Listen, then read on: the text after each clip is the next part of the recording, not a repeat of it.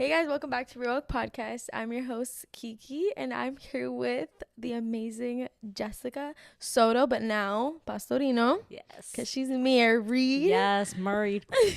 New-ish. Right.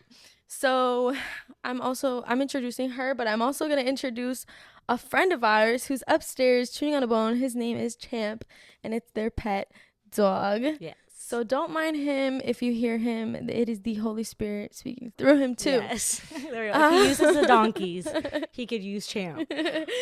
So I am really excited for this episode because this is a dear friend of mine. I've known you for a couple years now. Mm-hmm. I'd say, well, you actually came to CAVN in 2020, Yes. 2021. Yeah. Okay, 2020. Yeah, I moved here literally I moved to this state in like the middle of COVID. Yeah, It was yeah, pretty we'll wild. get into that Yes. for sure. Middle. Great of COVID. story. Yes. But yeah, so I was thinking about people who I would love to have on the podcast, and Jessica came to mind. I really wanted to get into a few things that I love her testimony. I love who she is. I love her ministration. She's an amazing worshiper. Thank you. So we're definitely gonna get into that. But I just wanted to give a little intro on how the Lord, just reminded me of people in my circle as well, people in my vicinity, and people who have poured into me and spoke life into me, and God has used. So Jessica was definitely one of them. So thank you. Yes, of course. But yeah, I just want you to introduce yourself and how you came to Massachusetts. Just kind of like your story a little bit, and then we'll get into everything else. Okay. Well, there's a lot to unpack there, but Right. we'll do the Spark Note version. But it's funny when people ask me where I'm from. I'm like, it's a hard question for me to answer because I've kind of been everywhere. Yeah. And then people are like, oh, so you were military. I'm like, no, military of the Lord. But True. no, I just moved a lot. But I was born in Alaska. That's the fun little fact. My parents are from Puerto Rico, and they were in Alaska in the 90s. And I was born there. We went back to Puerto Rico like shortly after. I was probably 1. Mm-hmm. And then my parents, when I was younger, they ended up going their separate ways. So they were divorced, and my mom lost her mom, who was our primary caretaker. And so her dad was here in Massachusetts. And so this was around probably 2000, 2001. And so her dad was like, hey, like our doors are open. If you need the help, like come bring the kids. And that's how I ended up here initially. So plot twist. Wow.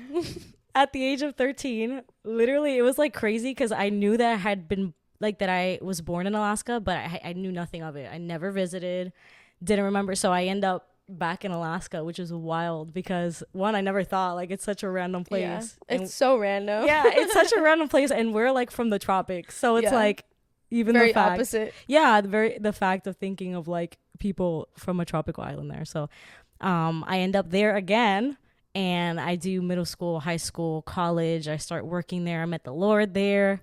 A lot of things happen, and then around 2018, 2019, the Lord started kind of giving me the sentiment that it was time to like pick up and go on my own this time. So this wasn't like family. So that was very crazy because, just for background, I'm the youngest of 5.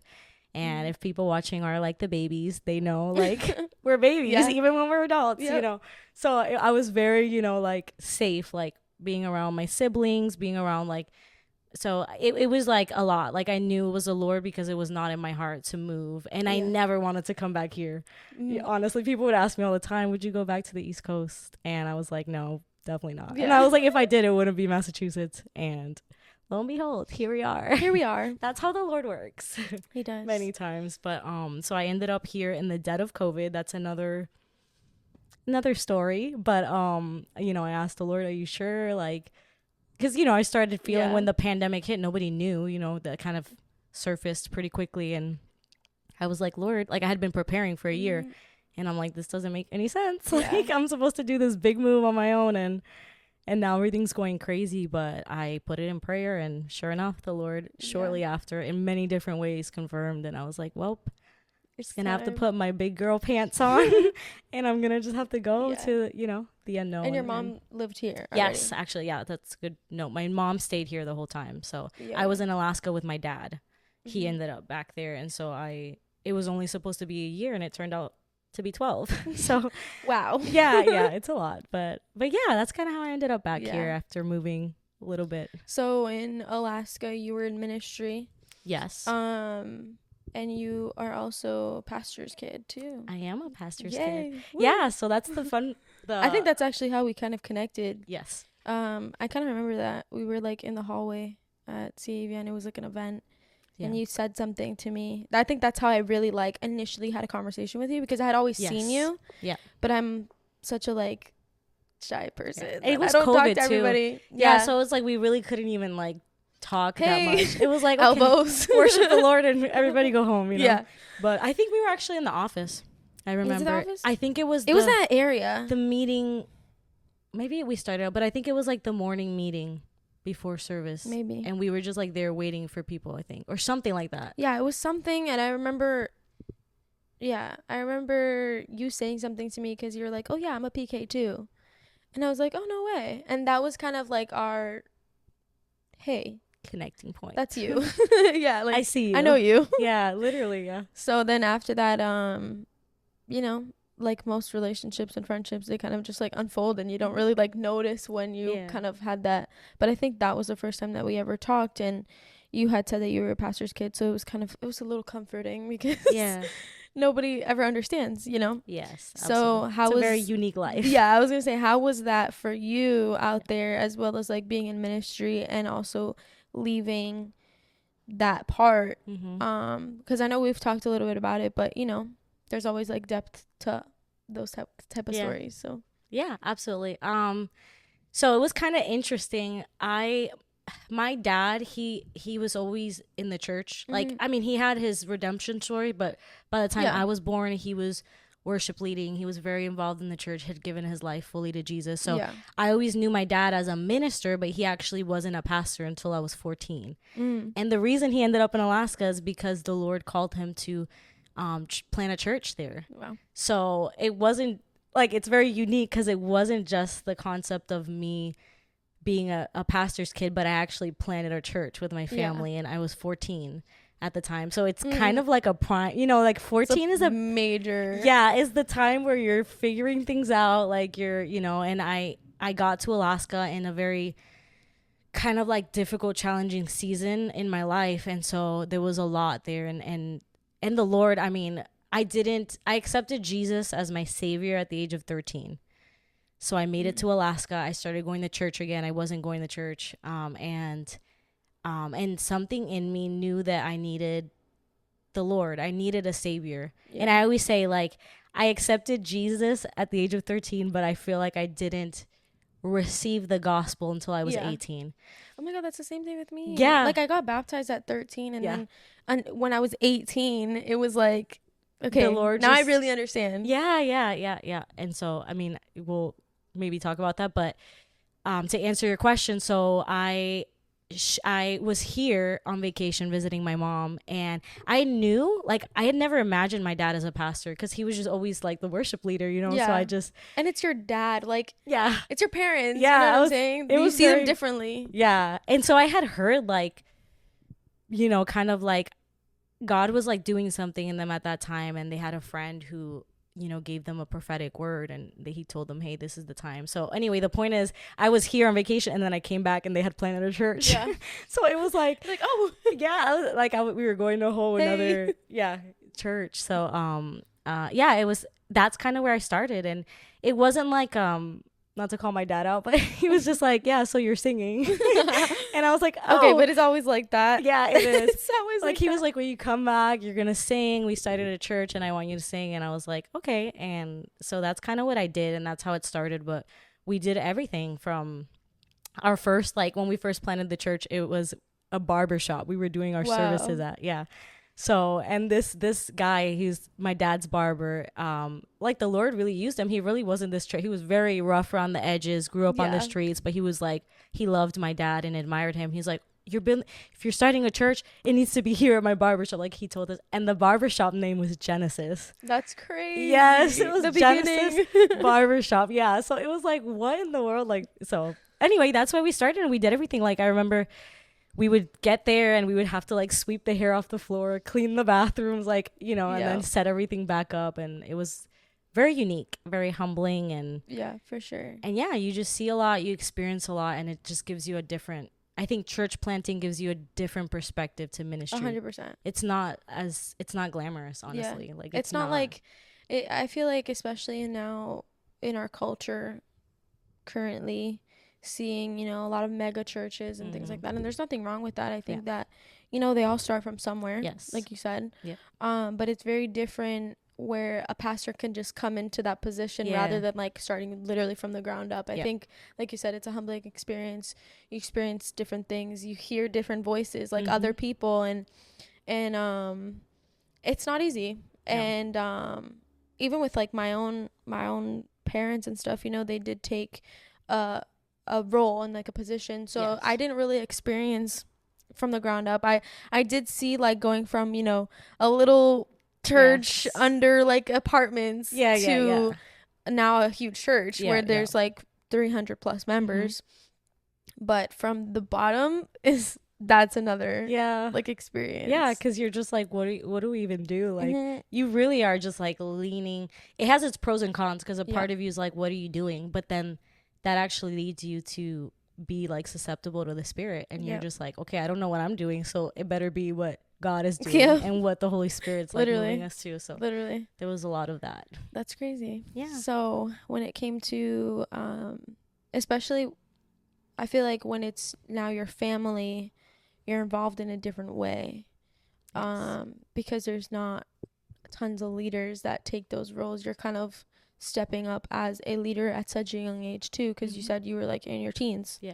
So I feel like, especially coming from somebody who understands like the idea of growing up sooner than you really should. And I think, again, it has its pros and cons where you do mature a lot faster, and you are exposed to things in the faith, but then you are exposed to certain things in the faith too. So I mean, I remember like 13 years old seeing people being delivered and things like that, and it's just a different experience from somebody who now is coming into it at 20 years old, and they're seeing those type of things where it's like it's just very different for people. It's a different experience when you have like the capacity to kind of like know what it is before you see it, as opposed to I'm seeing something and I don't fully understand it at that time, or and that shows up in different ways, not even 100%. Just like the spiritual aspect, but like even seeing, like things, ungodly things in the church, or people that, are supposed to be like the Christ people, and aren't. People, basically. Seeing humanity at like firsthand. But like you said, it's actually, I feel like it's a blessing in disguise, because I learned to understand that ministers are people. Yeah. And that's important. I feel like a lot humans. of people, we like tend to dehumanize people that God has chosen to lead in whatever capacity. Yeah.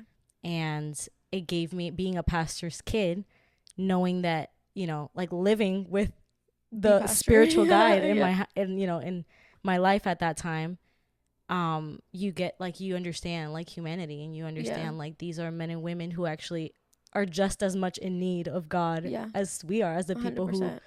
Who, oftentimes take from what they give, So. Yeah. And it's always like the perspective too of like you said, you live with that person, so you see them from a different perspective. Like you still honor them in their position. Yeah. But I also know the human in you, because nobody else experienced that unless they're super close to you. Yep. So I think it's just always different for everybody, people's experiences, especially pastors' kids or whatever it is. We always experience that sort of relationship differently from everybody else. And it's always growing up, it was so weird for me to see like people that are still maturing in their faith, like idolize those type of roles. Yes. So it was just so weird to me, because I'm like, he's just like you. Literally. Just different in your faith, or like more mature in his faith.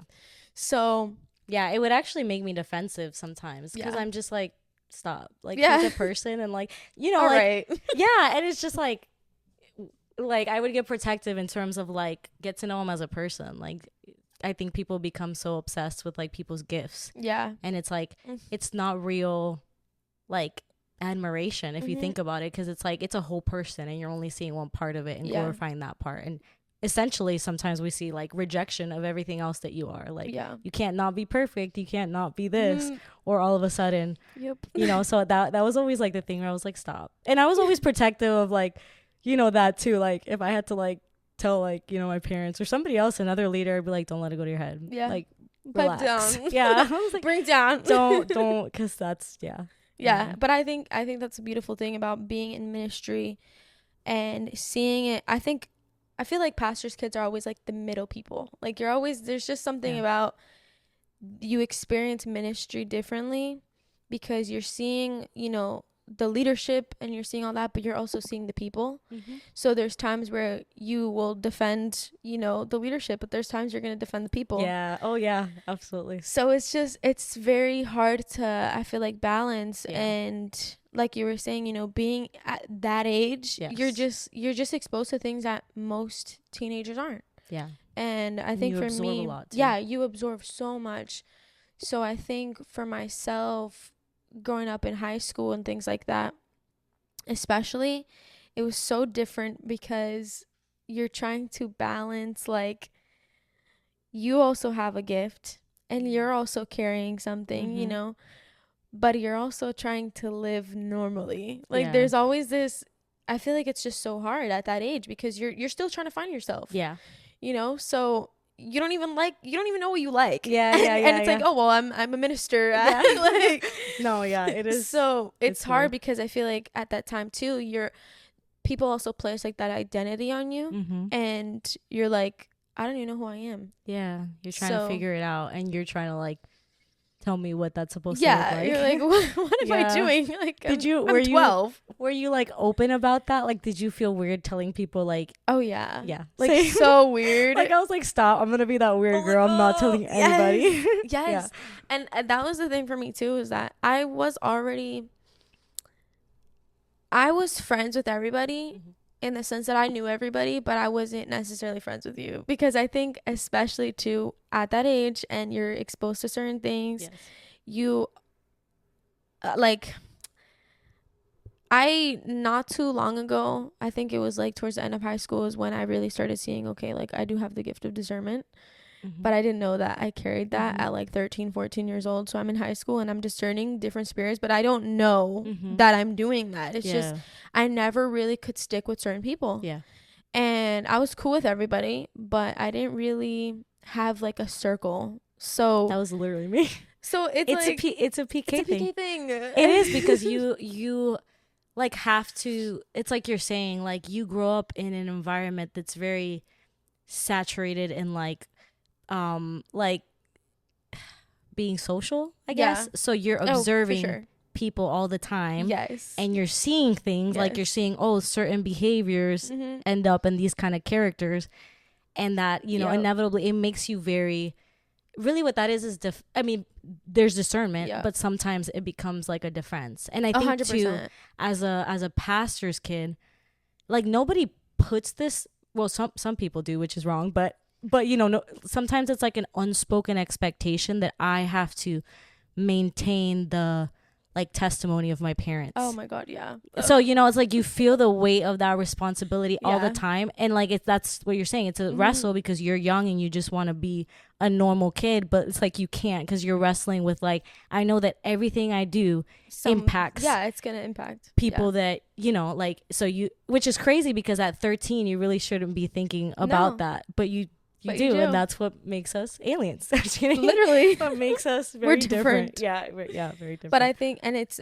so hard too, because being at that age and having kind of, it's like you have a double life, but you're not living necessarily intentionally with a double life. It's just, you're trying to be normal in school, plus I have this type of like life at home. And like I was saying, with, you know, having certain friends and kind of what you were touching on with like the defense and stuff. I think sometimes too, it's like you tie those type of behaviors to things that you see.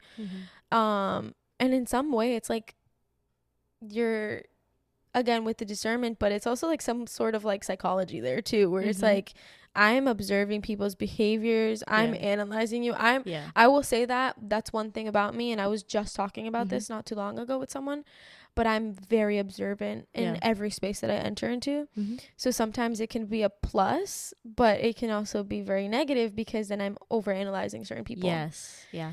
And I would say for me it was always to like a fear of vulnerability. Yeah, for sure. So it was actually exactly, and that's something that if I'd be lying if I say I still don't have to wrestle against that today. Yeah. Like, it's like you're friends with everyone. Like, you know how to be somebody's friend without letting them into your life, you know, and you know how to like, you know, make it about them and talk about them and pray for their things. But like, I don't want to let anybody into this because it's just like, it's so true. Yeah. And I feel like growing up too, you end up having very limited friends. Like I literally have like 3 friends that I can really like, you know, everything about me. Yeah. Because that's a blessing. At that age you're just, and just growing up in general, like you don't really know what to share with who. And then on top of that, sometimes I felt like for me, there was like this pressure of being friends with people who like we just aren't friends. Like we're not we connecting. Don't click. Yeah. And it's just this pressure of like, oh, the pastor's daughter has to be friends with everybody. Oh, like, wow. you know? Yeah. So, it wasn't that I didn't want friends. No. But I don't need to be in every circle. No. And that's okay. But I think that some people have that perspective of like I was saying, that I kind of like putting those families on like these pedestals where now you have to have that same like personality, and you have to like kind of just fit to how they make you out to be. Yeah. And it can sometimes be like very harmful for somebody who's still growing up. Yeah. So I've seen that even like with myself or my sister and stuff like that, where we're just very closed to the emotions, and well, not in that sense, but like more of just sharing them and being vulnerable, like what you were saying. Yeah, because it's like, I think you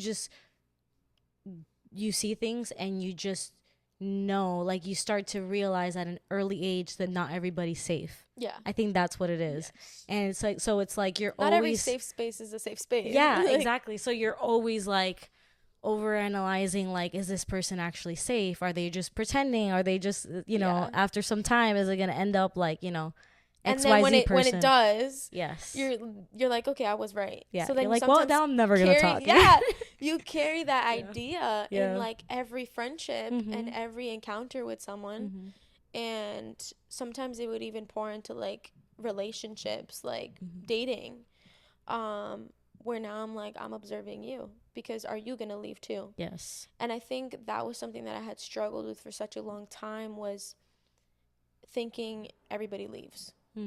Because being in ministry, being in that type of position, it feels like a revolving door where people come into the church and people leave. People come into the church. So then when it is carried into like your personal life, it's like, I have now this idea that this is just how life works. It's a ticking bomb. You're just like waiting. You're like, okay, how long until you decide, or you see something in me that you're going to say like, it's not like worth staying, you know? Yeah. And I think that's something that even now I still find myself like feeling that way with certain things and relationships and stuff.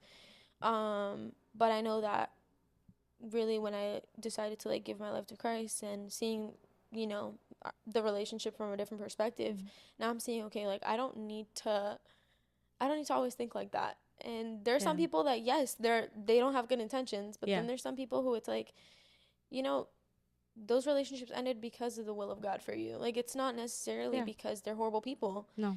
And I think that's where the beauty of just like seeing people the way Christ sees us. Yes. Because I was just gonna say that. You're not seeing them from who they necessarily are. Yeah. Well, you stop also, like, when you surrender your life to Christ and you want to be like him, you stop like making it about what people can can or can't, or whether they're gonna stay or whether they're Yeah. gonna go. Like, you know, like we can't forget that, like within the disciples, there was a Judas, Yeah. and Jesus walked with And there will him. always be.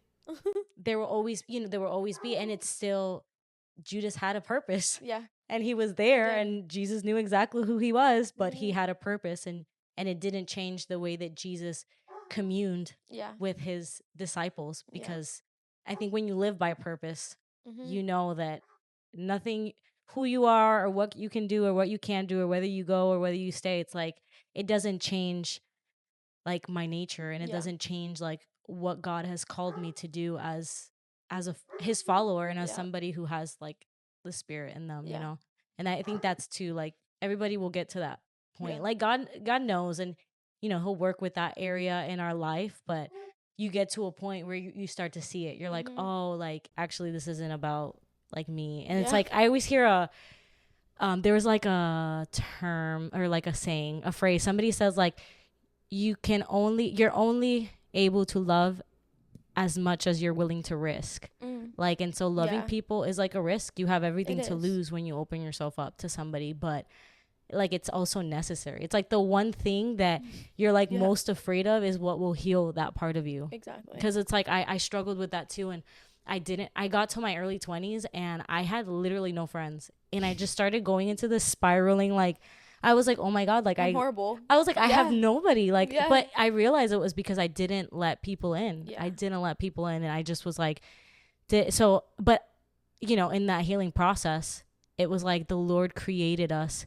to be in community, like real community, not I'm gonna go on a Sunday Yeah. and then I'm that's just gonna, oh, hallelujah, glory, go home. Nobody knows. You don't feel known. You don't feel seen. You don't, Mhm. you know, and inevitably that same sense transfers into like how you see God and how you Yeah. relate to him. And you're Mhm. just like, feel like God knows everything about you. He knows every single hair in your head, but it starts to feel like, wait, like, Yeah.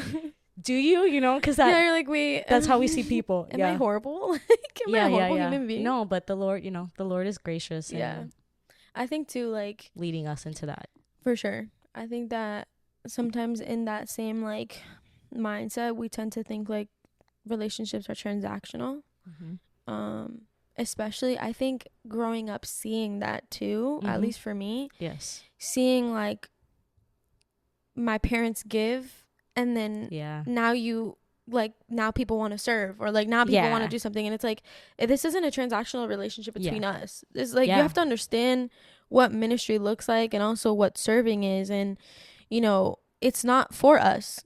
Mm-mm. Like I promise you, if that were the case, my parents probably wouldn't be pastors, because No, nobody would. Nobody would be like, would. I want to be a pastor, because you're gonna give and the reward is Jesus. Yeah, exactly. It's actually nothing that you're gonna get from people Exactly. back. Yeah. So I think that growing up seeing that transactional behavior between people and through experiences, you kind of start to feel like, or it kind of just bleeds onto you a little bit, where it's like, okay, if this person's not going to pour into me, then Yeah. you know, it is what it is. Yeah. And I think that it was really unhealthy for me, and it wasn't until like not too long ago where I started to understand that concept of like, it's not about you giving and receiving. That's what unconditional love is. Yeah. When he talks about that in 1 Corinthians, like, it's not, it's without, you know, gain. Mm-hmm. So yeah, there's always balance too, though, because like you need both. Like there's gonna be friendships you have where you are the 100%, the one that pours in, 100%. But then you also need relationships where you can either you're the one that's getting poured into, or you could both pour into each other. But I think there's also like, when it comes to that, I think that you can still, even when you're pouring into somebody, you can still receive from that person. Yeah. It may not necessarily be them speaking life into you, but the Lord might use their experience to speak to you. Yeah. So I feel like when it comes to now being in a healthy relationship, that's different. Yeah. Like now it's like, okay, this is just not good for me at all. Yeah. And it's like affecting my mental health, or it's affecting me as a person and me as a woman of God. And you know, that's different. But I think what you're saying, like, so true. You definitely are going to have different forms of relationships, different types of experiences with people. I think for the most part, a lot of pastors' kids eventually end up just having like really small circles. And I think that's fine because like sometimes having a big crowd is not always fun. Yeah. It's quality over quantity. 100%. Honestly. And the older you get, the more you're like comfortable with that's that. I'm fine with that. Yeah, because it's like, why do I need all these people to keep up with when, Yeah, you know, some of them truthfully are not like aligned to your purpose. And that's not a bad thing. It's not to say they're bad people or they're less godly. It's just they're not aligning. And so anything that doesn't align to where God's taking you, you're going to start to feel a resistance at some point. You're going to start to feel like, oh, I'm trying to like move toward what the Lord's calling me to do. And I feel like it's like very taxing. Yeah. And sometimes it could just be situations or, you know, people, or it could be different things, but you know, in this case, we're talking about people. So. Yeah. Yeah. Yep. So even when it comes to like ministries too, and I was gonna like circle back to this, but when you were leaving Alaska, how did that affect you? I remember having this conversation and you said something specifically that I was like, oh, that's so good. Yeah. But I think I know what you're saying. Hopefully I say it. You just tell me if that wasn't it. I got you. Yeah. So that transition of like, okay, the Lord's taking me somewhere else, but how do I, especially, and I'm trying to like bring this like whole point, but especially when you already are in ministry and you still want to honor your father physically here on earth, but you're also honoring that father. How did that like affect you, and where was that like tug and that pull of like, okay, God, like I hear you, but like this is hard. Yeah, okay, that there's a lot there. It's very real. I want to say honestly, that was the hardest thing, honestly. Like the first thing, like I guess for context in this story here, for those listening, like the church wasn't large. It was a very small church. Even a few years in, you know, we weren't like I don't think while I was there, it was ever over like a 70 person congregation. And that had to do with different things. Like, first of all, Alaska is a hard place to do ministry. It's a very, very challenging place to live for people psychologically, for different, like just the elements really makes it really hard. And, also additionally, we had like we were close to like the military base. So it was a lot of military families. So literally like like you were saying revolving door, and the Lord actually gave our church that prophetic word, and he was like, you guys are going to be like a revolving door. Wow. People are going to come, you're going to edify them, and they're going to go. And that's exactly how it was. It was so many military families that would come 2, 3, 5 years, then they would go somewhere else. It's a positive thing too. Yeah. Because I was saying it in the context of like, you know, people come in and out and you see that perspective, but there also is a positive thing about that, because Lord also calls us to be sent out. Yes, absolutely. So, yeah, there will be people in ministry where positively they'll come in, there'll be people that leave mad, and some people will leave blessed. Yes, exactly. So I think seeing it that way, I think I got older and I started seeing, okay, no, there are people who are going to be sent out, and there's going to be people who are going to be just mad about anything, and they're just going to go. And Lord be with you, you know what I'm saying? Yeah. He'll still work with you, but you know. So But so anyway, like that being said, I felt the pressure. I did a lot, you know, and I knew. I mean, when you're a pastor's kid, you know the things that burden your pastors. You know their worries. You know the things that they hurt about, that they pray about. You know, like the amount of work and the lack of workers, you know, the amount of people that want to sit and consume and not give, you know, and you know, you were talking about transactions and just like the entitlement of like, okay, well, I do this one little thing, but now you have to give me everything you are, or, you know, you have to be there for me 24/7 but so anyway, there was that weight, and that was probably one of the biggest reasons it was hard to leave. And I was praying about it, and I was like, Lord, are you sure? Like, you know, I was struggling because there's this concept, and now I like cringe when I hear it, but like, maybe, I don't know if this is just a Hispanic church thing, but like they would call certain people that held like big spaces in leadership the pillars of the church. Yes. Like, I know exactly. You know, this person is like a pillar in the church. Yes. They're like holding the church. Yeah. Together, holding it up. Otherwise, like, you know, a pillar, if you like knock it down, it's gonna crumble. The structure crumbles. It actually needs you know, the pillar has to be there to like balance so it's like it collapses. And so Yeah, just such a cringe. saying it out loud, you're like, wow, that's like, you know, if you're somebody that's mature in the faith, you realize like that's really actually That's not so a wrong. spot that any human being I don't even holds. think that's like in the Bible. It's not. I mean, I don't know. To be honest, I can't say completely it's not. Maybe, but I don't think the concept of how people use it is biblical. I don't know if there's like some kind of if the actual word is in there in some way, but anyway, the point is that's what I was thinking. Like I was like, I'm a pillar in the church. That's you know, I wasn't saying it in a prideful way, but I was so worried of what would happen if I left and stopped doing it. And I was like thinking about this and praying about it, and the Lord spoke to my heart, and he was like, Jessica, it was like so humbling. Like he's so gracious, but he will correct you in his holiness, because he's both gracious and holy and sovereign. And he was like, Jessica, I am the good shepherd. Like you are not the shepherd of the church. You are not the pillar of the congregation. Like I sustain the church, like by my spirit. Like it's me. I'm holding the church. Like it's you none leaving, of you. yeah, it's never like, it's like they're still in the palm of my hand. Like I'm still the good shepherd. And it was like humbling but relieving. I literally could take a sigh of relief. Like I was like, oh my God. Like at first I was like embarrassed. I'm like, oh my God, Lord, I'm so sorry. Like I'm like, you're right. I'm not this, like, you know. And it wasn't, I don't think it was coming from a prideful place, but it was coming from a human place and not a spiritual place.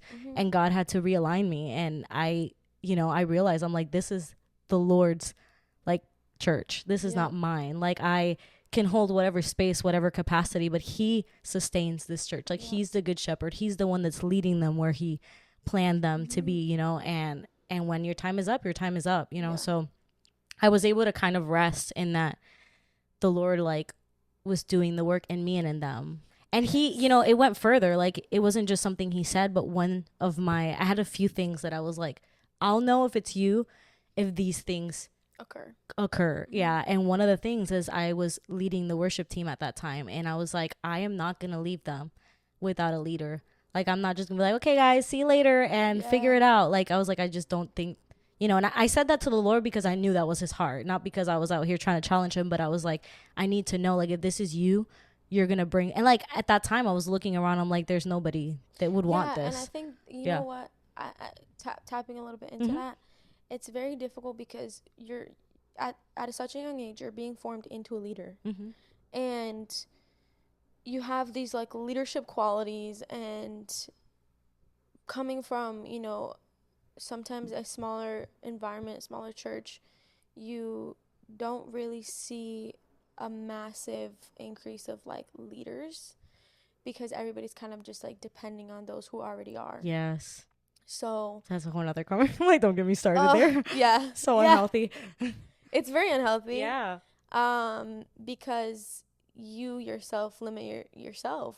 Yes. And I feel like it's always funny because it's like people always ask like, Lord, you know, shape me and mold me and like use me. And then when God's like, okay, I need you to like work in leadership and I need you to like actually develop leadership qualities, people are like, oh no, I don't want leadership. I don't want to be the face. Yeah. But yeah, so like going to what you were saying, it's really hard, like being okay with not being in that position anymore, especially with sometimes seeing, okay, God, like who else, like who is it gonna be?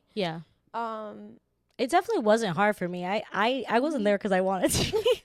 Let me tell you, I'm not one of those people where I'm like, I want to lead this. I never had. But I think no one ever is. No, nobody ever is. But I didn't want to burden somebody. Yeah. Like I didn't want somebody to take it and be like, oh, okay, well, I guess I have to take this. Like, you know, I wanted it to come from their heart. Yeah. And it did. It literally did. It was like random. Like I was finishing my last year of college, and it was obviously a very large workload. So I asked my dad, I'm like, hey, do you think you can pitch in like and lead for a few weeks while I finish my last, like, I think I had like 2 months left and I just had a lot. And I was like, can you kind of help? Because I was literally leading worship every Sunday. Like it wasn't, I know it's like funny because like now I'm in a bigger church and people are like, oh, 3 weeks in a row or something. And it's like, yeah, I did that for like 5 years. Oh, please. Yeah, I'm like, no, but I mean, to each their own. Anyway, it shaped me. It shaped me for sure. But, you know, I was like, hey, like it's getting increasingly difficult. So can you guys handle this? Yeah. And I had one of the, and there's like 5 of us in the team. Like, mind you, it's very small. Yeah.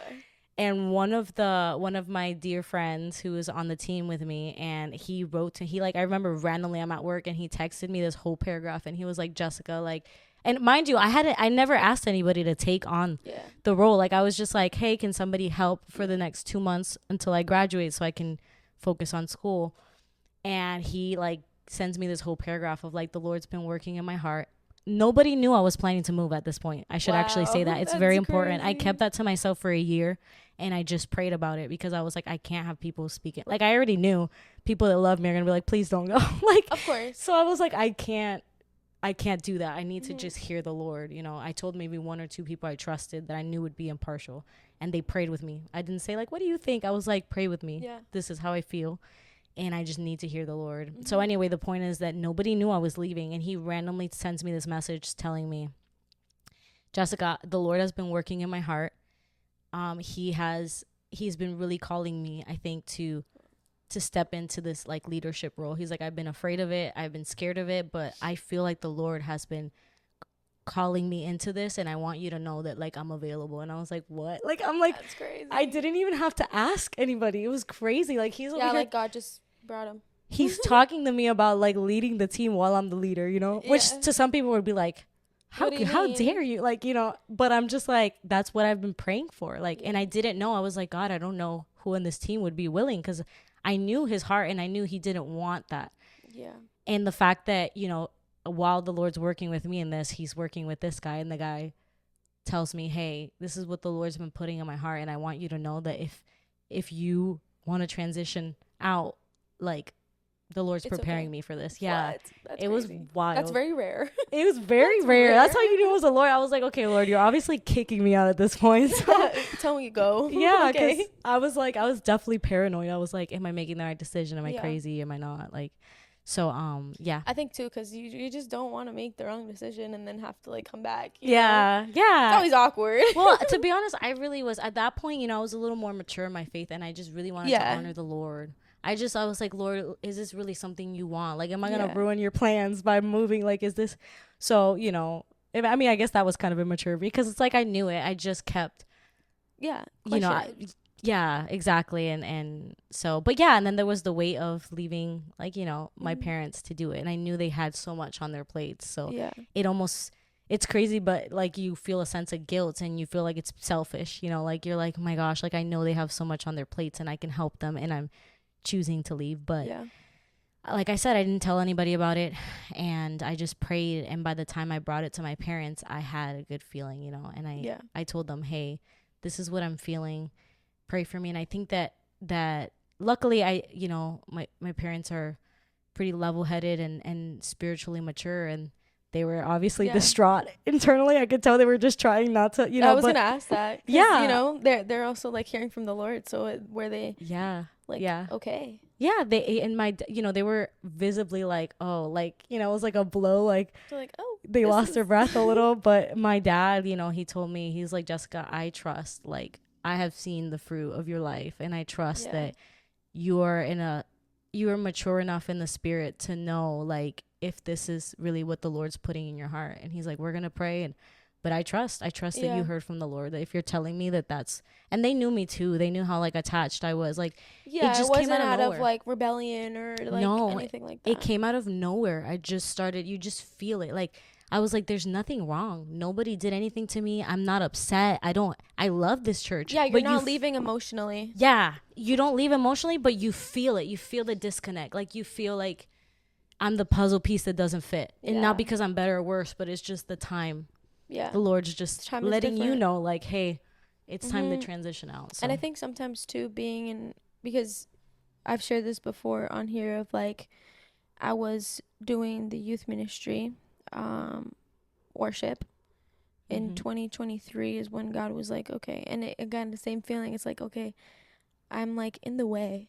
You start feeling like I'm in the way. I need to move. And something that God had spoke to me in that time, because I kept asking the Lord, I'm like, God, I'm doing too much. Like, I'm doing so much. And I started feeling that overwhelming feeling, and my spiritual life wasn't where it should have been. So I was just praying about it, and I was like, God, I don't know what to let go of. And at that time, I was in media, I was in Running all the bases. school, I was in. Yeah. So I'm like, God, I don't know what you Typical want me pastor to. kid traits. Was Absolutely. in everything. So I was like, God, I don't know what you want me to do. Like, I'm doing a lot, and I Mm-hmm. really want to focus on my relationship with you, because I felt like that was just like decreasing. Mm-hmm.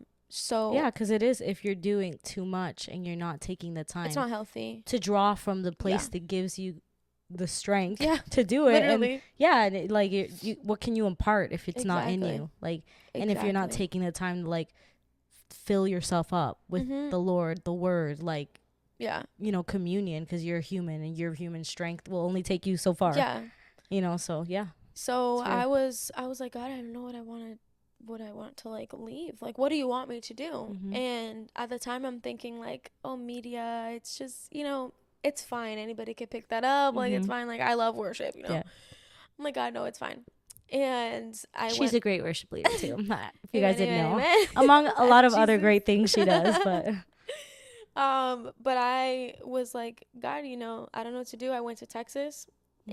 and the Lord spoke to me that entire trip. Yeah. And when I came back, I was like, it's worship, isn't it? You're like, dang it. Like, darn it. Yeah, of all the things, I was hoping that was the God, one. not Yeah. that one. Yeah. So I came back, and I prayed on it a little bit more, and then I spoke with the youth pastors. I spoke with my parents. Um, and I was like, hey, God's calling me out of this, and Mm-hmm. it's just a transition. Mm-hmm. Um, and then shortly after, they gave me the director's position of the media team. Yeah. But at that time,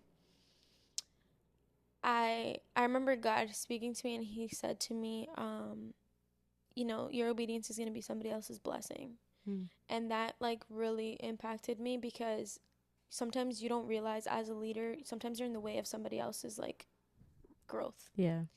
And once I did that, there was so many people who did step up in their leadership. Mm-hmm. And saying that in like a humble way, where it was Yeah. like, oh, it wasn't because of me. But no, it was literally the Lord saying like, it's your time. I'm going to transition you Yeah. into another position, because I'm going to work here and use you, Yeah. but I need to also work in other people. Yes. And when your Absolutely. hands are in too many things, sometimes you're in the way of other Yeah. people. Yeah. That's So the truth. when I got into the media, um, you know, uh, I was just like talking about this, but like being a creative, Mm-hmm. sometimes it's very overwhelming. Yeah. And you do so many things, but you're like, okay, God, where do you want me to go? Because Mm-hmm. there's too many things that I can do. Yeah. And that's one thing I have to say, just a quick side note. I have learned with time and maturity that just because you can do it doesn't mean you should. That is a very valuable principle if you're doing anything in any space, but especially in church leadership.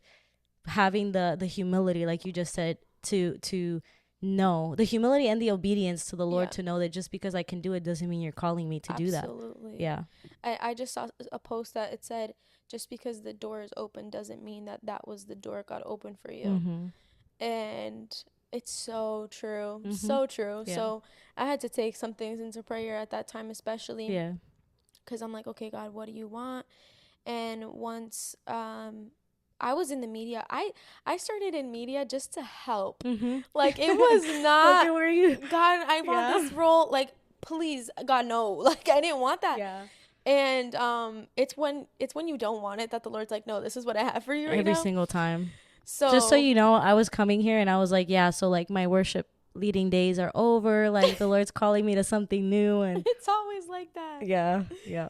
So yeah, I was just like praying about things, and then a couple months after, mind you, at this time too, I'm not employed by anybody, because I believe it was the summer of 2022 that I was like literally taken out of working for like a 9 to 5 kind of thing.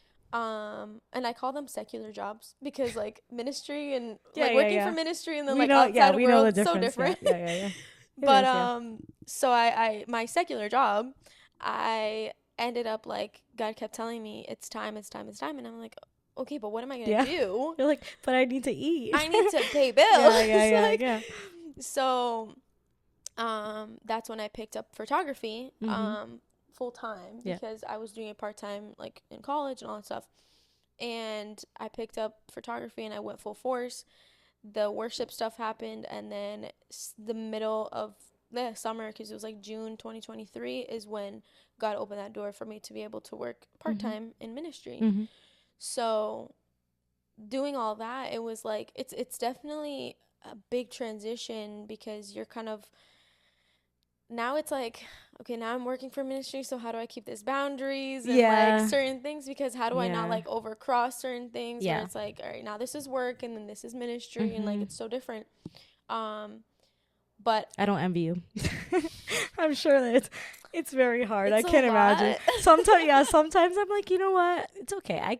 The secular job's easier. Like, I could just be businesswoman Jessica. I guess. Yeah, I mean, not that, okay, don't take us the wrong way. We're not out here saying go be somebody else in the world, but it is different, because it's like it's almost the same as like what we were talking about, our parents being pastors. It's like they're just certain people see you in a different light, and they don't know when to say, okay, this is Kiki, maybe PK, maybe my friend, versus this is my leader, this is my director, or this is somebody I'm working together with to get, to meet a goal. So it's been 2 years now, which is crazy. Like, it flies by.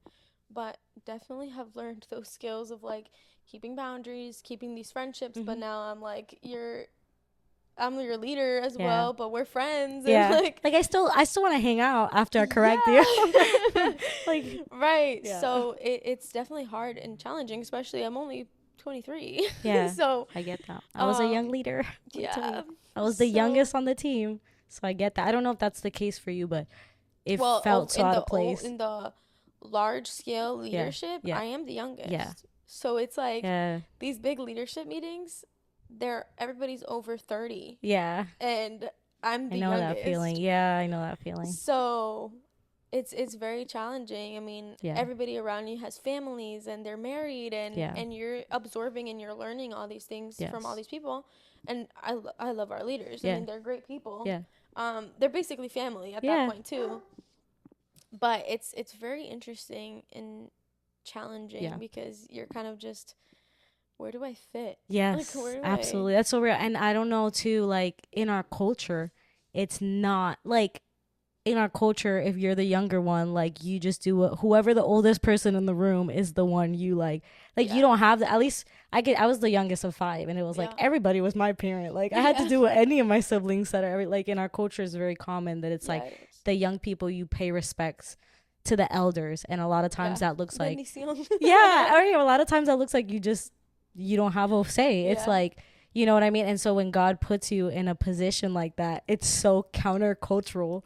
At least it was for me. And I was like, I felt very odd. Yeah, I felt out of place. Like, I was like, I don't even feel like I can correct. Like, you know what I mean? Like, I was like, but I'm sure David felt the same. Yeah. When out of the lineup, the Lord was like, no, actually, it's not the oldest, the strongest, the most skilled. It's you. It's the one that society says that is not fit for the job. But that's how the Lord like works. Like, 'cause he knows the heart, and that's important to note too, that it's really like you're gifted and you have skills, but it's what the Lord looks at is the heart. Like, he knows the people that will be surrendered to him. And it's like, you can have all the skill in the world, but in ministry, that's not, when you're serving the Lord and you're serving the body, it's not the essential. Like, the Bible says that he chooses the foolish to shame the wise, and the lowly, of the world, the most despised. It's like, that's how the Lord works. Like, he's like, I'm going to choose the people that, despite their background, their skill set, how well they speak, their heart is mine. Like what he said of David, a man after his own heart, so that's where it's like, you have to keep that at the forefront of your mind of like, absolutely, I'm here, and it might feel awkward, uncomfortable, and out of place sometimes, but it's not my doing. It's not my, it is, the Lord gives you those skills, and he'll give you the wisdom, but the balance of knowing I'm here because the Lord appointed me, and having the balance of like knowing when to like exert like your voice as a leader, and Yeah. knowing when like actually I can learn Yeah, from these people, absolutely. and I have to fall back and listen to years, wisdom that comes from experience, versus, theory. Sometimes both are important, Yeah, but absolutely. knowing And I the think balance. too, like, being this is what I've found very challenging too, is that like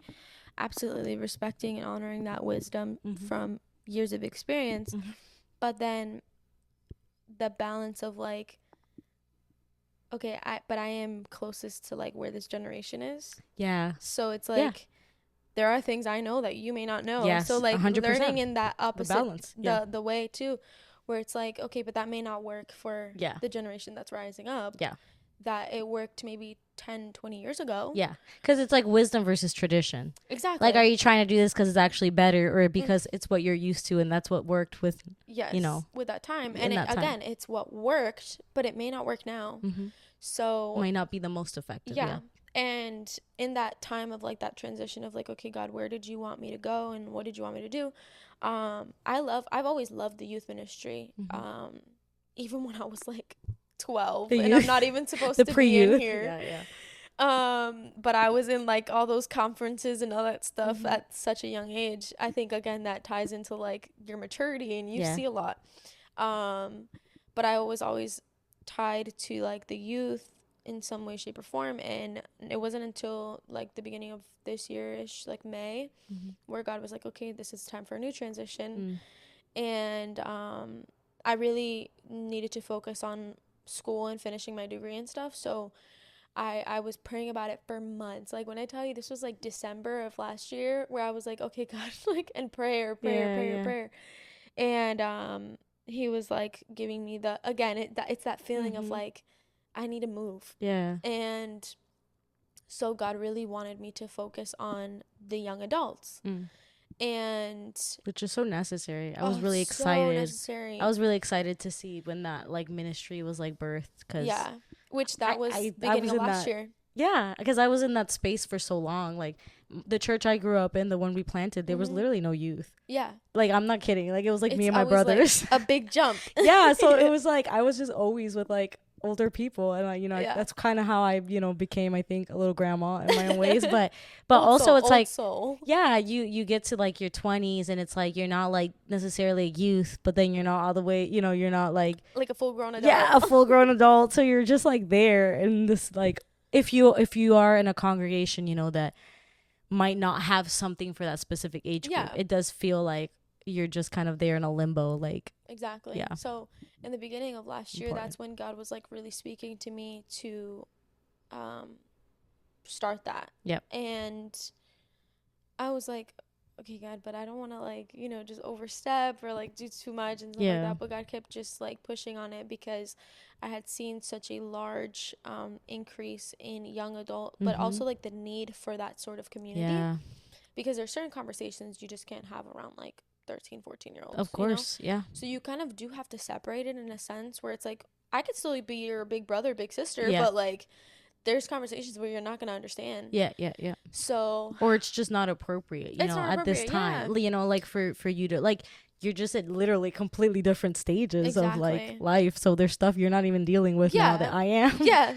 So. I got to talk about it. Yeah. So I really was like, okay, God, let's do it. And it was a process, but I saw the need for young adults necessarily, in their 20s, I think it was really finishing high school, graduating, going into college, and then that transition of like some of my friends are married and have babies, and I'm 23 and I'm like not even engaged. yeah. Which is okay. Yeah. It is okay. I didn't get married till I was 29, everyone. So I really did the whole 20s just as single as a Pringle. Kind of, yeah. So it's just like that transition of like, it's okay where I am. I'm okay where I am. Yeah. And I'm happy where I am because not that it's a bad thing being my age and married and things like that, but I have seen as well where like sometimes what God wants to do through you, it's like sort of limited because now you're in this new season of your life. Yeah. And it's not to say that like you can't still do it, but it's very different. It's true what they say when it's like, when my parents were like, enjoy your 20s and like do the things you need to do, Yeah. get your degree and do all those things, because Absolutely. sometimes it's going to be like stopped. And now I'm seeing it and Yeah. I'm like, oh wow, my parents were right. Yeah. But I mean, marriage at the end of the day is like, it's God's design, but we definitely glorify it in a way that's 100% in our unhealthy and culture. not biblical. Like, we totally omit the scripture where Paul's like, if you can not get married, Yeah. don't do it. Yeah. Because when you get married, you have to divide your time Yeah. between, now you have to serve your husband or your wife, and you can't solely serve the Lord. Yeah.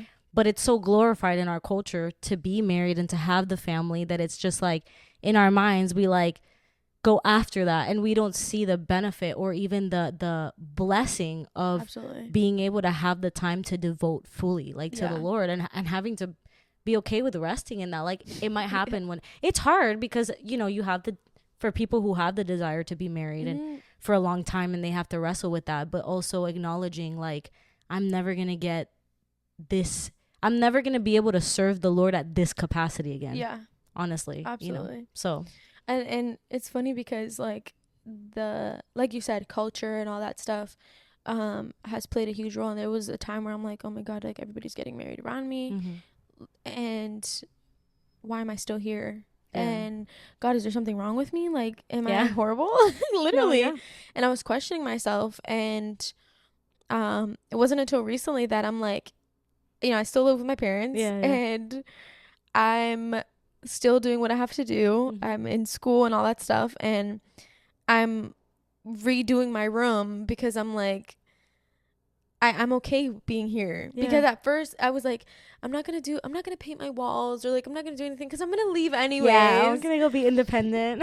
And I mean, God, like you still hear me, but I'm okay with where I am. So I like redid my room a little bit. I painted my walls. I'm like, I'm gonna be here for a while. I can always take this stuff with me. Like, let me invest. Healthy, like fully accepting the season that you're on. Like, because it's like the Lord knows like the times. Like, there's a season for everything. The Lord says, and it's like like knowing like it's okay. Like you were saying, that I'm in the season that I'm in, and I'm going to do what I should be doing. Like, when you look back at this season, you want to feel like I did what I was supposed to do in that time. And I think that that's like, a lot of people like will say there's nothing wrong with young marriages.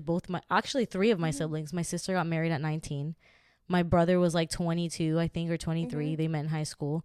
Like, so for me it was kind of like that too. I was like, dang, I'm like 27, so there's nobody in sight. I'm like, all of my siblings got married in their like teens or early 20s, and I was like, wow, this is really like, I was just ready to, I was like, all right, so I'm just gonna be like a nun and have the cats. I always said that too. Yeah, like, so I was like, this is just my portion. Be the rich auntie. Yeah, literally. But the Lord knows everything, and he does. That was like my humanity, but a part of me knew, like, I was like, I know that, in his time, you'll like provide.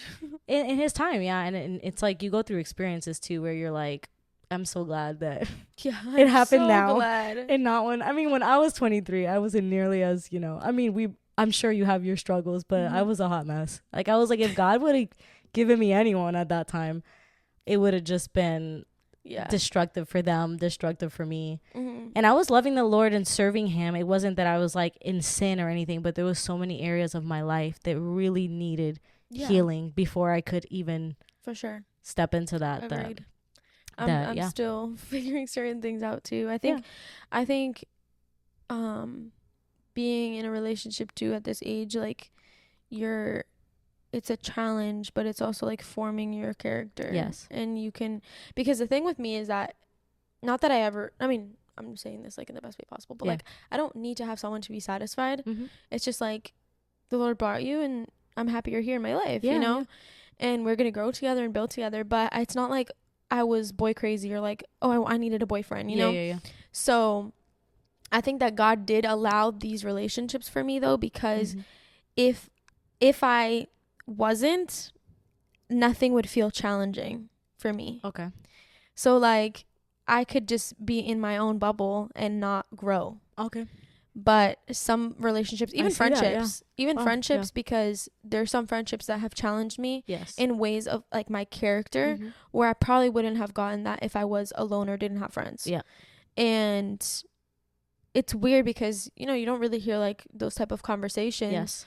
But I will say, like, being in a relationship Yeah. at this age, very challenging because Yeah. you're still learning, you're unlearning Yeah. things, and But it has its it's a blessing. formation. Like, Yeah. it's not, yeah, that's another thing, is like, it's not a bad thing to be young and to, you know what Yeah. I mean? It's like everybody's different. Like, God knows what you're Yeah. prepared and what you're not prepared for. You know what I Yeah. mean? In every relationship, it's like, in his sovereignty, like, I was just having this conversation with someone.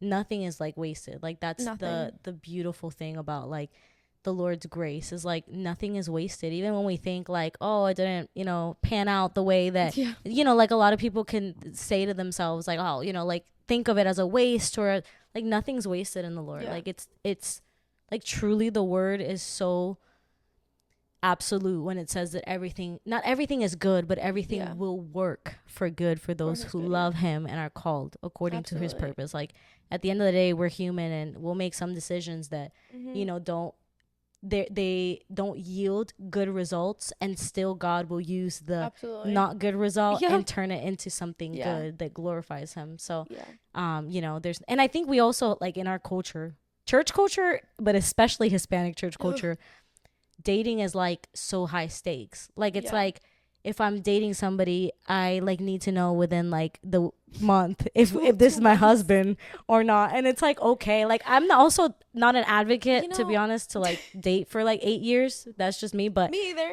but Me also, either. yeah, but also, I mean, it depends. Like, if you started dating at like 16, I get Okay, it. that's different. But if you're like 27 and you're like, you know, anyway, let's Yeah. not go down that rabbit hole. No, But it's true. It's true. but also, it's like, okay to like take your, like, there's a space for like Absolutely.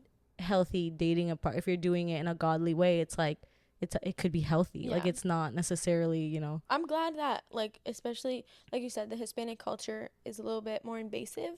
And getting married? I'm glad that Yeah. our ministry's not like that, yeah, where yeah, they're yeah. like all up in your business. Yeah. But you know, dating at that time and stuff like that, you're still trying to, like you said, you know, I do want to know if this is my husband. Yeah. You know, like, Yeah. I don't want to waste my time. Yeah. But And it's the process especially- of figuring exactly. it out. Mm-hmm. Especially when you're in ministry for such a long time, you're such a like do and go type of person. Yeah. So when it came to like relationships for me, I was like, okay, is this it or nah? Like, Is you trying to be married, or is you trying to be, you know? Yeah. So for me, I just it's usually like this, like, knowing, Mm-hmm. like, okay, I know. Yeah. But again, those relationships just like formed me and shaped parts of me that I wouldn't have gotten in other things. And I think that in this day and age where you said like marriage is glorified sometimes and it's Mhm. not, and I think it's difficult too because there's one where it's like outside culture, but then there's like church culture, and then Yes. you're seeing like people are bringing like the biblical standpoint of marriage, and but you're not trying to rush it. Yeah. So you just find yourself like, okay, dating is good. Yeah.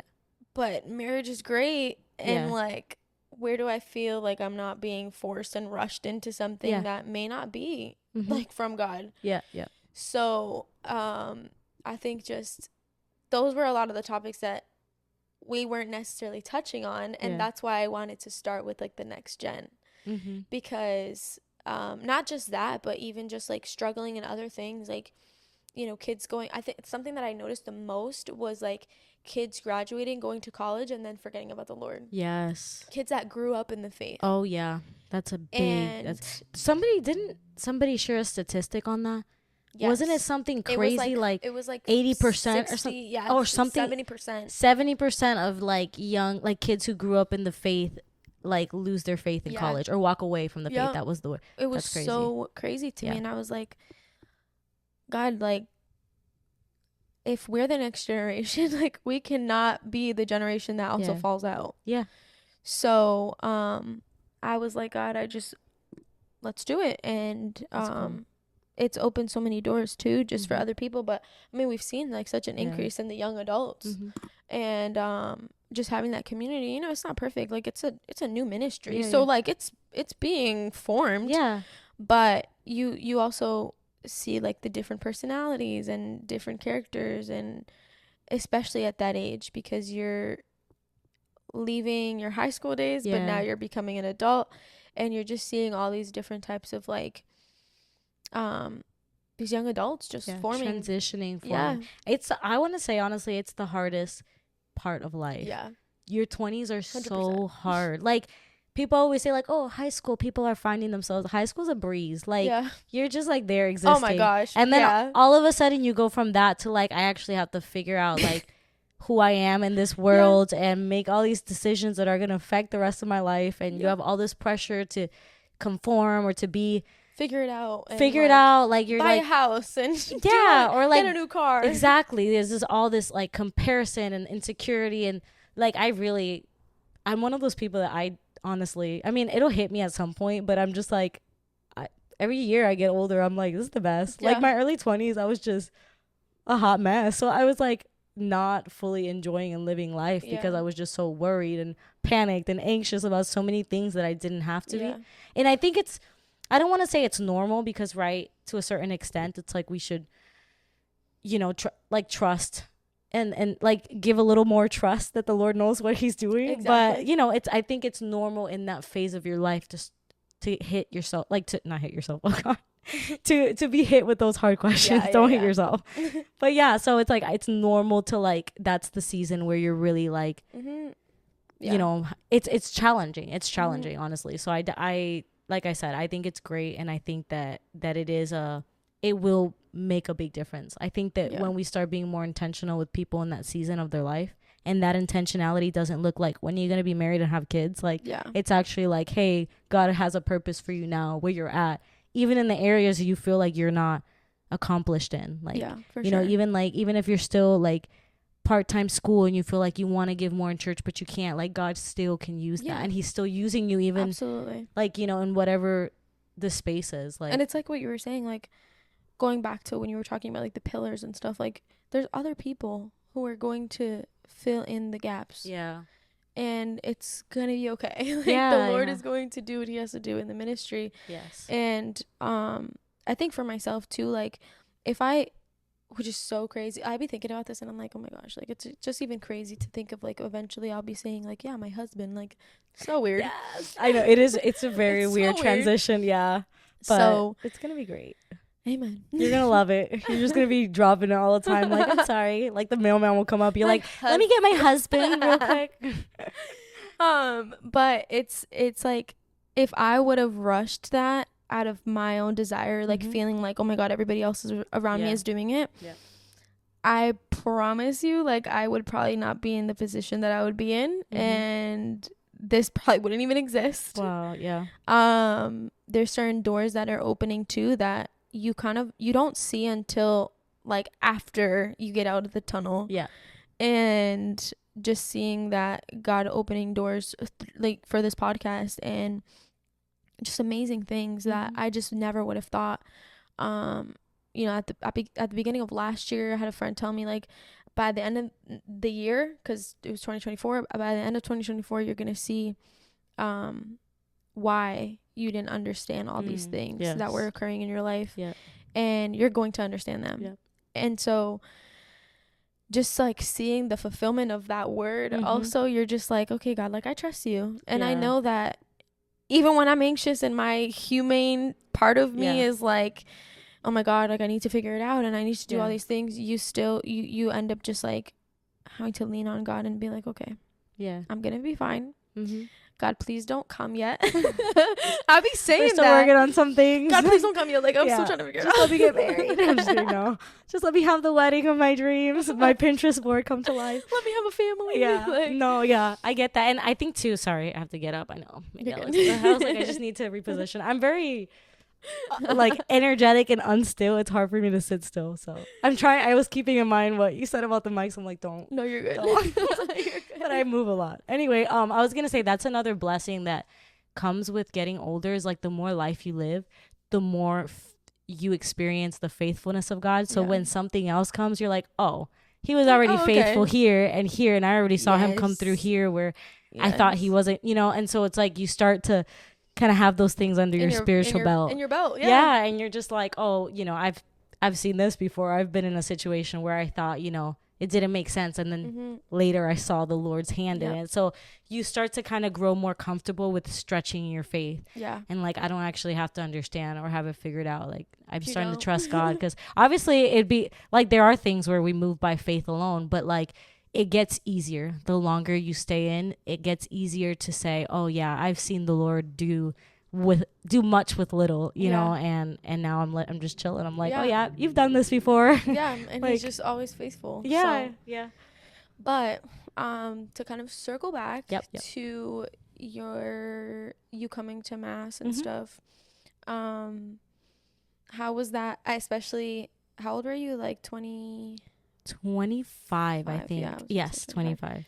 How was it at that time? Because like I think of that and I'm like, oh my god, that's like not that far from me. Yeah. Being at that age and like having to transition like that from ministry, and how was that at that time, at that age, being like that young adult, but you're adulting? Like, how was that?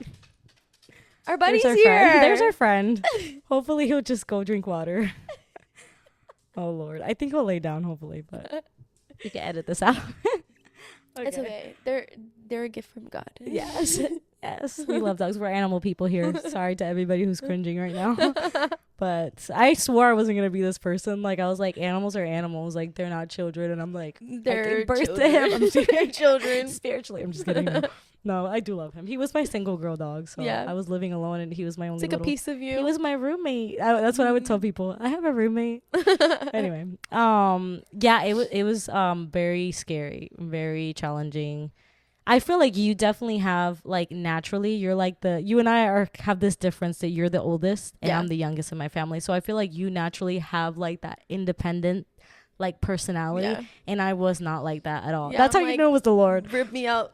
Yeah, you're like, let me free, I'm good. And I'm just like, tell me what to do, please. I don't know, give me everything. So I trusted the Lord. The Lord confirmed time and time again. I was totally scared out of my mind, but I guess, I mean, there's different phases. There's like, I'm like a follower of Jesus Christ. So I was like, I want to find a church, you know, that is, and I was afraid of that. I was afraid of, am I going to find a church where I feel new like community, family? Yeah. And then there were like the factors of like, I wanted to live on my own, and my mom was here. So I literally, it's crazy how even this happened, like buying this house. It was like, I told the Lord, because I love my mom, but I was just so ready to not, to leave, to be on my own. Because I mean, when you're an adult, like even with myself, I'm still like finding this where it's like, I still I live with my parents, but like I'm an adult. So it's like, where's that? And you like love them, but like, well,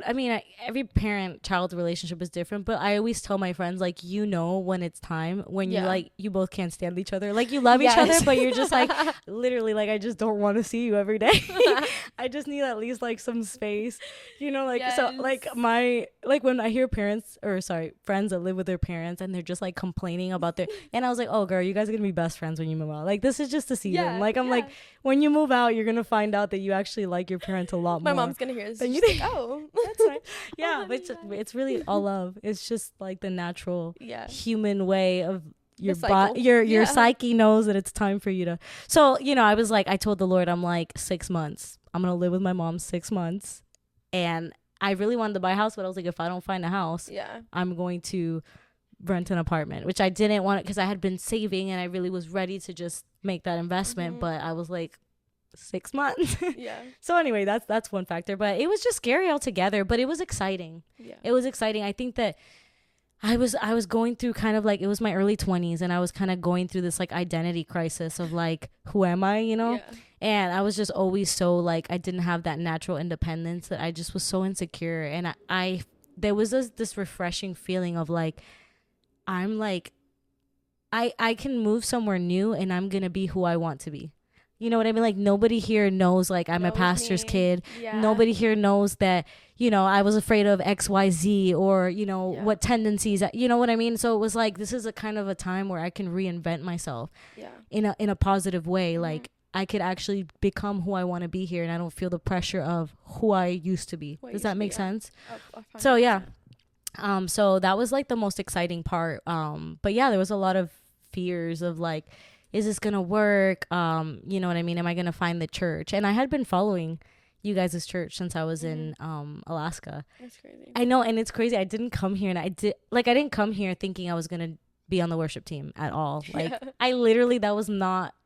I kind of didn't want to. Like, I knew, I loved doing it, but I had, some wounds and some things 100%. that I was just like, I just want to lay low. Like, I just.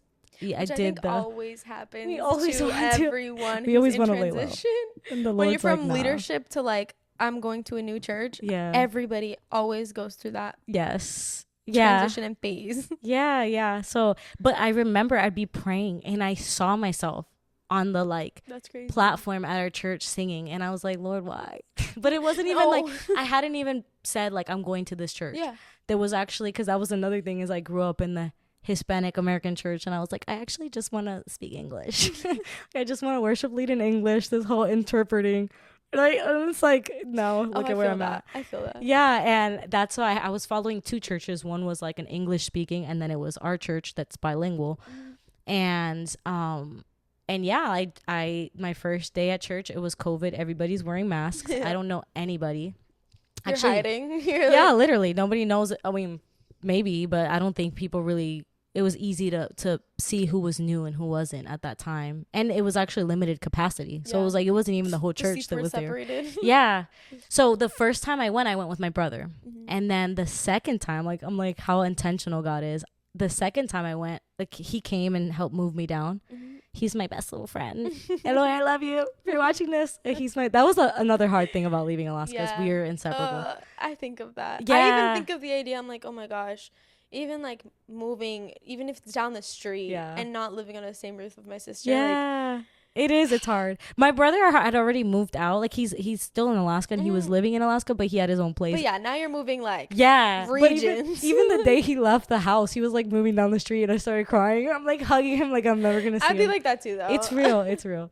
Yeah. So anyway, I come back the next week, and I'm by myself. And in the middle of worship, to this day, I don't know who this was. Like, I can maybe try to like guess. I can narrow it down to maybe two people, but I have no idea who it was. In the middle of worship, I'm sitting in like the third row in, and somebody from behind me comes, and it was a woman, and gives me like a prophetic word. Really? And, tells me like, the Lord is opening a door for you. You can walk in it. Cause I was unsure. I was like, is this the place? Like, I knew there was a family that I knew, we were childhood friends, and I knew they went to that church, and I would visit sometimes when I came for vacation to see them. Encounter happened at our church. At our church. Wow. And I still, now 5 years in, I know a lot of people at a church, and I don't know who it was who gave me this word. And it was like not ministry. We hadn't even gotten to the preaching. We were literally on like the second song of the set, and I'm just worshiping. I'm not looking around worried about, like, I'm sitting by myself. It's COVID. We weren't even supposed to be that close, but God bless the woman who broke the code for the Lord.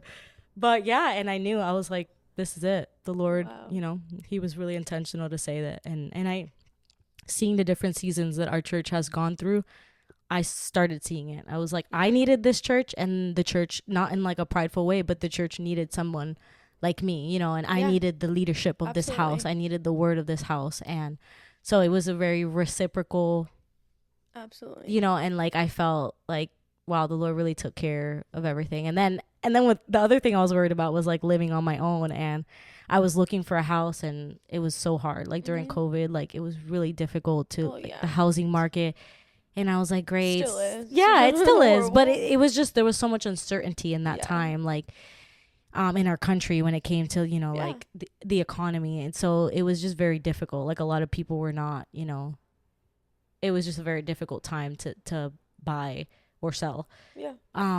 So anyway, I stopped after like 2 or 3 months. It was just very like disheartening. And I remember actually in Webster, I put an offer on a house, and somebody would just come and offer more, and I would lose it. And so I was like, okay, I need space. I need time to just not. So I took some time off. I remember it was like getting closer to the holidays, and I was like, I'm just going to focus on, just not being worried about that or anxious. And I'm coming up on the 6-month mark, because I got here in August. But I wasn't even like thinking, like I really gave it like a pause, and I told my realtor, I was like, hey, she was sending me stuff, and I was like, hey, let's just not, I'm gonna take some time. I said, I'll let you know when I'm ready to like get these again. And randomly, my friend sends me this house. And he's like, did you see this? Like, and I was like, what the heck? I was like, actually, I'm like, I kind of saw the house on like a listing before, but I didn't even pay attention to it. I was just like, whatever, like I didn't. And he was like, let's go see it. Like he would always go with me to like go see houses. And so like we came and saw it, and that was like early January, I think, which is right around this. And I was like, it's crazy because this house, it was horrifying. I had to like gut the whole house. I was gonna say it's a very, I mean, obviously, like we were talking about before we even started recording, how like the houses here are like 2,000 years old. Yes. Like it's just a very East Coast thing up here, especially if you're from New England. You know, this house was literally built in 1890. No like, way. Colonial. I'm just kidding. I don't know if that's colonial. That's pretty much yeah, is it? I don't know. But and they had done very minimal work. It was like horrible. Yeah, I was gonna say you definitely did stuff here. The whole like house down here was gutted, like, which that was like the Lord, because Lord knows I only had like this much money, and I was like, this is my faith. But so I walked in, and I don't know how, I just knew. And my mom was like, are you crazy? Like this house is, and I was like, I don't know why, and I was not that person. I was not like, oh, HGTV, I love flipping houses. I didn't want to do that. I wanted a move-in ready house. And I walk into this crazy, like, rat infested house at that time. And I was like, I don't know why, but this is the house. Yeah. And it was just like this. Like, by the end of January, I closed on the, no, I'm sorry. It was March, but at the end of January, they called me and accepted my offer. Yeah. And then we started the closing process, and That's was awesome. the 6-month mark. And I was like, and I wasn't even like looking for the house. It just like fell on my lap. And God was like, here you go. It was a blessing. Yeah. Because I was by myself. So it was like going to be hard. Like my family's here, my church is here in the city. Like it was going to be hard to be like super far by myself and then just drive in and be effective in what I was doing. Yeah. And everything's like so far. When you start going out farther, everything just becomes far for you. Yeah. So I knew, I was like, that was just like the Lord's little cherry on top of just reminding me like, this really is where I called you to. Yeah. And I'm going to make sure that you know that this is where you need to be. So that's crazy. It's like also saying, you know, when you like stop worrying about things and stop searching, that's when God like provides and that's when he answers. Yeah. So absolutely. Yeah. Sometimes we be trying too hard. And the Lord's like, I got it. Yeah. Just like, it's like doing things on our own. Yeah. Will and desire and what we want. And when we like really just focus. Okay, like let me. And discouraging ourselves. Like sometimes like discouragement like is not even external. It's just me putting myself in the situation I know is gonna discourage me. Literally. Yeah. But yeah, that's crazy. Yeah. That's awesome. I mean, I love this house. It's like such a cute home. It's just I have such an I was sharing, like you said before we were recording this, like I have an emotional attachment to this house. Yeah, because I feel like I grew up here. Like this was my first like independent moment in my life where like I learned how to cook because I had no other choice. No other options. And the Lord just gave me a peace about it. Like people would always ask me, because I lived here by myself for so many years, like, oh, you don't get like scared like living alone? Like, you yes, let me tell you about Kiki and her. Yes, well, Kiki used to house sit for me when I traveled. I used to travel a lot for work, and she used to house sit for me. And I have this sliding door in my kitchen, and I love natural lighting. So the house is kind of small. No curtains. I want the light. I want all the light. And apparently that's creepy to some people. Okay, at night? Yes. Yeah, it is. Like, I don't know, but I feel paranoia, like. Yeah, I feel like even in that, the Lord was like, because I'm way more prone to anxiety than chill. So the fact that I just never felt like, I was like, I feel absolutely safe. Which is crazy. Yeah. Which is so crazy. It is. You would think. It is. But it was always like creepy when Champ would be staring out the window. And you're like, oh my God, do you see somebody? And I don't see. Like, do you feel somebody? Yeah, I think he just does that when I'm gone. Like, I think he's probably like, is she out there in the yard? Because he really doesn't like do that like here. Like, he's done it once or twice. And it is creepy. Like, I'd be here watching TV or something or doing something. And then he would like, in the middle of the night, get up and start barking at I'm like, no, absolutely like, there's a man watching me right now. Absolutely not. Yeah. And I'm like, hey, it's fine. My life is pretty uninteresting. He's going to get bored. He's going to leave eventually. He's just going to watch me sit here and scroll through something. Yeah, no, but I love this house. That's crazy. Yeah. God is so good. He's very in the detail. And I'm not like a materialistic person. It wasn't like, oh, like the house, like it wasn't about the house. It was what the house represented. Like Yeah. it just represented that the Lord was making a way where there just wasn't like a perfect clean way. And Yeah. it just was like a confirmation to me that like he had me, like it was okay for me to do what he said, even though it Yeah. was scary, because he called me Yeah. to it, and he provided the way. Like he was like, I have everything already. Like you're not gonna lack. And it doesn't even, that's for me, wasn't even financial. It was just like the thought of like the support, like Yeah. God's like care for me, of like you're gonna go where I sent you, and you're gonna be well supported. Yeah. That's really what it felt like. So I love that. yeah. That's awesome. But I think a lot of people need to hear that too, of like, you know, transitions are difficult. Yeah. And it's crazy because that's kind of what we've been talking about here on the podcast, of like just transitions. Yeah. The episode before Omar and I, Yeah. it was transitions. Yeah. And just how like sometimes God is just bringing you into a new season, and sometimes it's not even, what I was sharing on that episode was like, sometimes it's not even physical, sometimes it's spiritual. Yeah. Yes. And A shift in your spirit, yeah, like, and your maturity and your faith. And so, but it's good to see the other perspective of like some transitions are physical. Yeah. And they are, sometimes you need to move states over. Yeah. Or, you know, a new community, a new church or whatever. Yeah. So I think that a lot of people need to kind of just hear that, where it's like, it's okay. Yeah. You know, I'm not in the sense of like encouraging people to just like, oh, if you start feeling off a little bit, like to just pick up and move. No.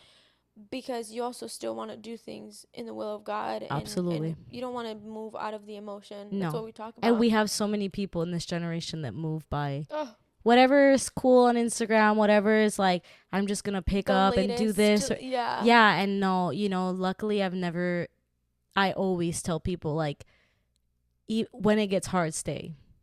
Stay, because it's like, we are not called to, like, emotions can be indicators, but they are not like, and I've heard this is not my own thought, but they're not trustworthy leaders.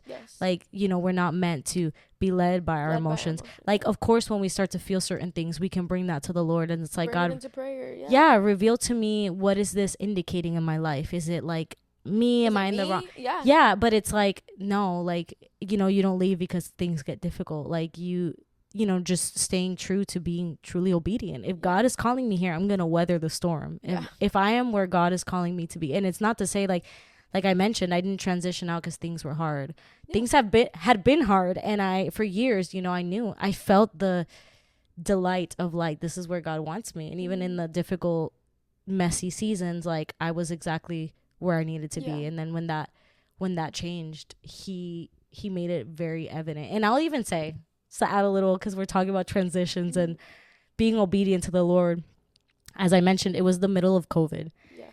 And when COVID started hitting, like I had already been prepared. I knew the summer of 2019, I already knew I was moving. The Lord had confirmed it. And I was like, okay, now I'm going to take a year, save up, make plans, start shipping things, and do that.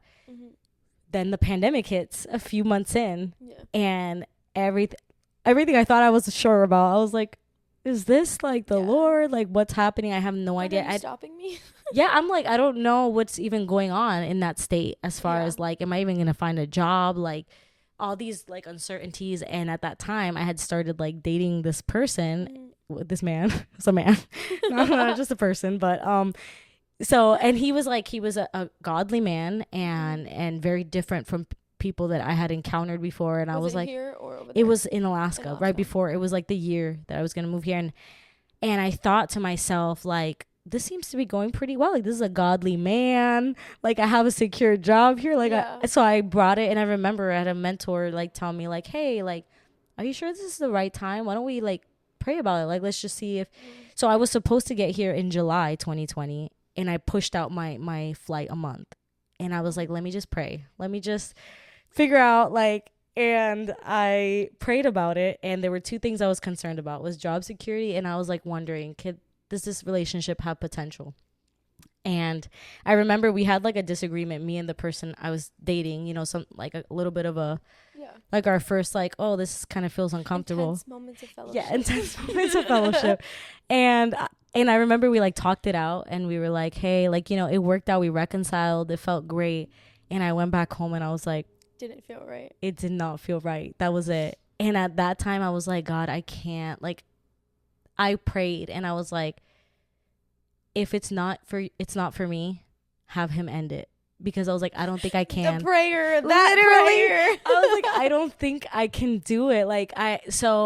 But I was like, it doesn't feel right. Like, I remember telling the Lord that. It was like, relatable. in the outside, it looks good, but it doesn't feel right. And the guy texts me like the day after and he's like, hey, you want to hang out on whatever day? So we hang out and he was like, Jessica, I just wanted to say something. He was like, I went back home and I prayed that day and something didn't feel right. And I was like, okay. I was like, I'm talking 3 days after I made this prayer and we weren't crazy.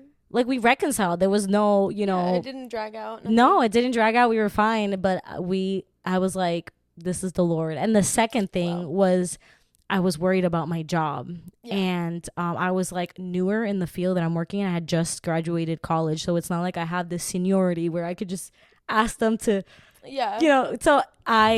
But I felt like after that happened, I knew it was the Lord.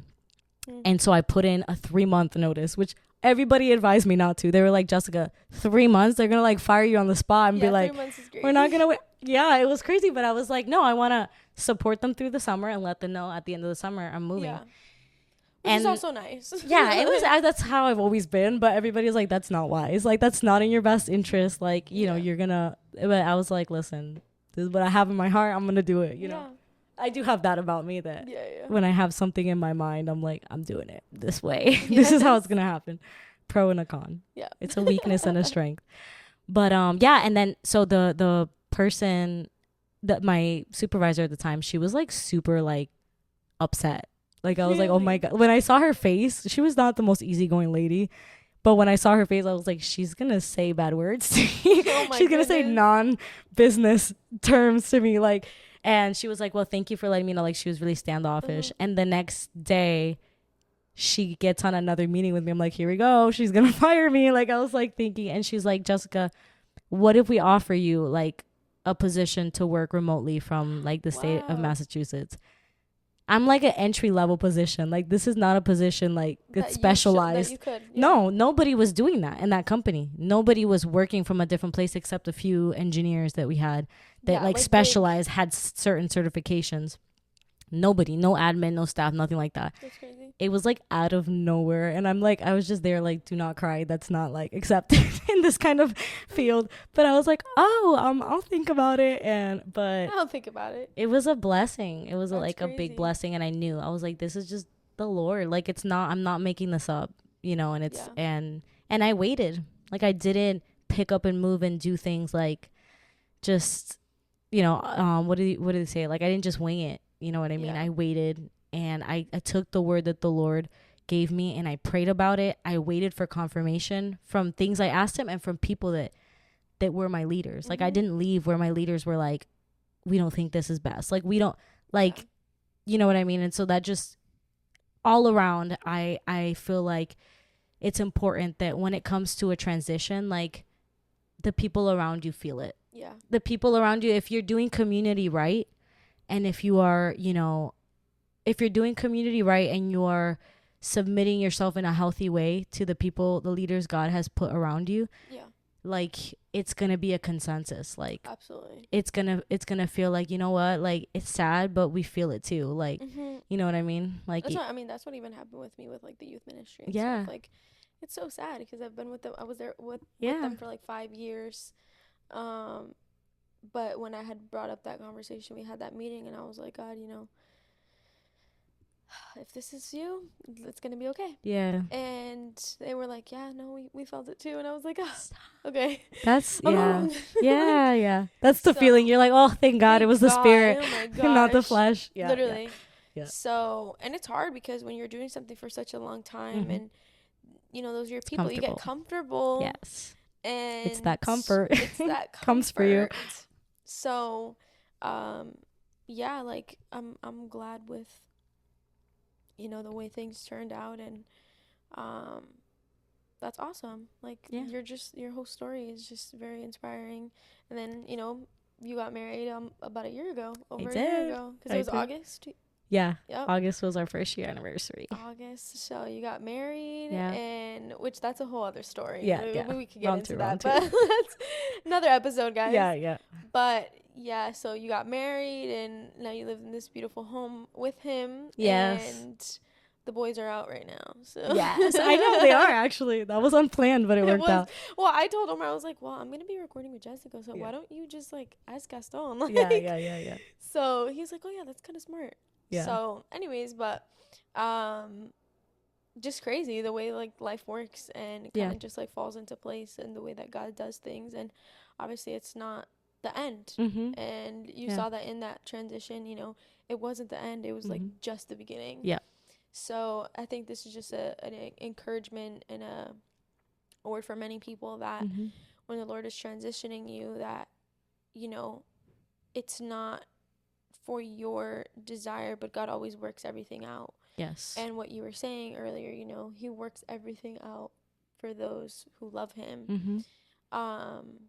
So yeah, I'm just glad. Like, this was so good. Yeah, and you said it yourself, like, obedience, there's no, if I had to give somebody, like, the advice of, like, if you're in a transitionary period, you feel like the Lord is calling you, like, the first thing you have to know is that there is no glory in obedience. Absolutely. Like, there is no...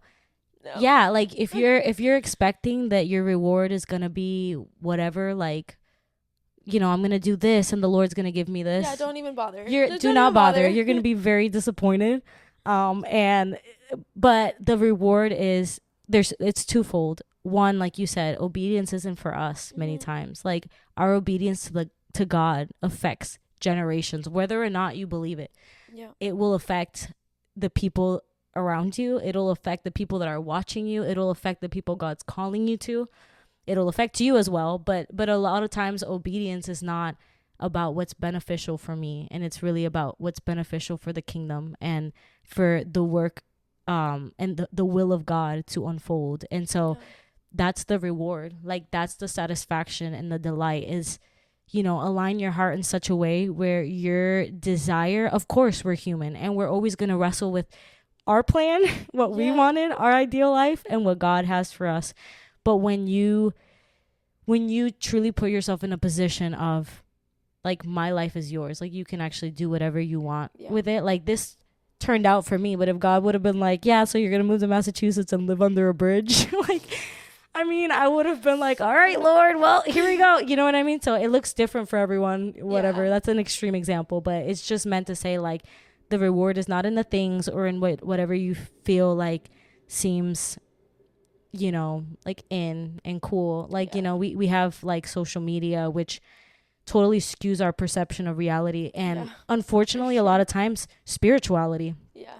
You know, you get you see some things out there, some content that it's like, that's not the reality of this gospel. This gospel is not like condemnation. Yeah. Or it's like, it's not personal gain. Like, it's not about what, you know, all the cool things the Lord is doing. Like, it's actually long suffering, and it's actually giving up my will for the Lord and living so that the Lord's glory will be shown in my life. You know what I mean? And if that costs my comfort, like we were talking about, or what I thought was the right thing, it's going to be worth it for the glory of God and not necessarily for what, you know, looks or feels right all the time, you know? For sure. So, and there's a song, copyright, I won't say what the song is, but it has this line. Copyright? I was like, I don't want to say what it is, but the line of the song says, sometimes the hardest thing and the right thing are the same.